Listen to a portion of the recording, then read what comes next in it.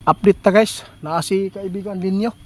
Sa lahat po ng taga Davao, no, hindi po ako ang nagpaabot dito, kundi ang kaibigan. Mayroon lang po silang nakita dyan na may magaganap na hindi maganda dyan. Mag-ingat po kayo, magbabala lang po ang ating kaibigan.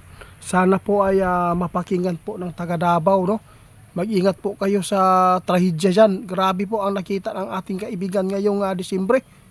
Kaibigan, salamat po kaibigan Linyo, salamat. Kasi malaking tulong po yung mga ipinapaabot niyo, lalo na pag nabasa nila na taga Davao.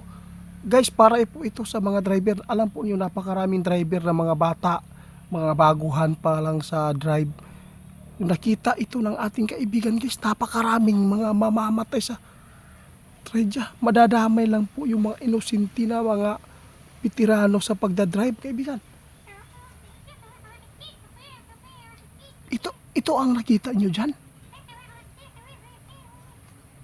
Guys, sana Sir Nelson Panturas, pakishare ko ani siya, kay nag-ingon si kaibigan karon, no, mag-amping daw diya sa Davao, kay na mayroon po silang nakita na hindi maganda dyan na mangyayari, tulad po ng aksidente ngayong Disyembre. Napakarami po daw mga taong masasawi dito sa disgrasya. Kaya ipinapaabot namin ito dahil po napakarami natin mga driver dyan, naghanap buhay. Kasi kung may mga magulang dito na magpabaya lang porket sasabihin ng kanilang anak, magaling na po akong mag-drive, pero kung wala pang experience po talaga, wag po ninyong ipagpilit po ma'am, na wag po niyo pahintulutan yung mga anak niyo para hindi madisgrasya, lalo na yung mga lasinggiro, no, nagda-drive pa rin. Please naman po, maawa po kayo sa mga madadamay ninyo. Lalo na, hindi lang po doon sa Davao guys, pati doon sa Panabo, mag-ingat tayo. Mag-ingat po ang Panabo din, kasi may nakita talaga si kaibigan, part po ng Mindanao, no, paabotan lang po natin dito. Piksa nato paabot, mag-amping mong tanan, tay tungod si kaibigan karon nabala ka. Kay karong Disyembre ay daghan daw kaayo nakitaan niya na mga mahitabo na mga aksidente sa kadalanan tungod ani mga driver nga kamuti, kaibigan. Tama, maging mahinahon tayo, kasi may ibang tao talaga guys, umiinit ang dugo pag sinirbatuhan ba, no, pag sinirbatuhan, at saka lalo na pag dinikitan na nag-overtake. Wag kayong magpadaig sa pride ninyo. Hindi po yan na pag-aano sa inyo yung pagbubusina sa inyo, no? Hindi po yan pwedeng ikasakit ninyo. Pero isa naman gunda guys, na makakuan ba, na sabihin ng iba, kaastig ba ani nga driver porkit ingani lang ato ang sakyanan, dili, ayaw mo padala ana guys, kay ngano nakita ni kaibigan, babala gid ni sa inyo, kay gibisaya na yan ako para makasabot gid bisag bright buong Tagalog, kaibigan. Grabe, no, napakabuti talaga ang kaibigan ko sa inyo guys, grabe. Pati buhay ninyo guys, sinagip niya para lang maging safety ang lahat. Sa taga Davao, Panabo, mag-amping ta, di lang sa Panabo, Tago, mag-ingat ganit ta.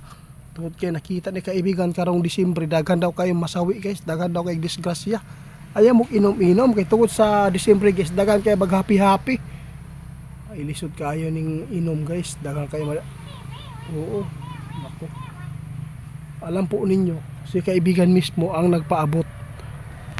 Natakot siya sa mangyayari. Alam po ninyo, ang Davao, malaking city din yan. Sobrang daming sasakyan, no? Magkakaiba po ang kaisipan ng mga driver. Hindi po lahat, kita nga, kahit hindi tayo nagda-drive, naglalakad po tayo, minsan po may kasalubong tayo. Kung dito tayo, no, iniwasan po natin yung tao, tapos yung tao din, pag ganun, pag ulit naman, pag dito naman tayo, yun. Kaya sasakyan pa kaya na hindi hindi konektado ang ating pag-iisip at yung tugo natin. Kaya yun po ang sa amin, nais lang po namin makahatid ng magandang babala sa inyo para magamit po natin at maisipan po natin lahat. Taga Davao ba ako, mag-amping ko ani yun. Kaya Sana maintindihan ninyo, ha? Before po tayo mag-drive, manalangin na safety ay yung pag-alis, safety yung pag-uwi, para maging maayos po ang ating takbo at wala pong mga tawag ani kaibigan. Oo, walay sagabal ba ang atuang paningkamot, walay problema, ha? Amping mo tanan kung gisa man tong mga makapanood sa ako taga Davao, paki-share ko ani nga video guys, kay tungod kay kung taga Davao ka, kung mahal nimong taga Davao, taga Mindanao, i-share gyud ninyo para daghan tag matabangan. Si kaibigan, salamat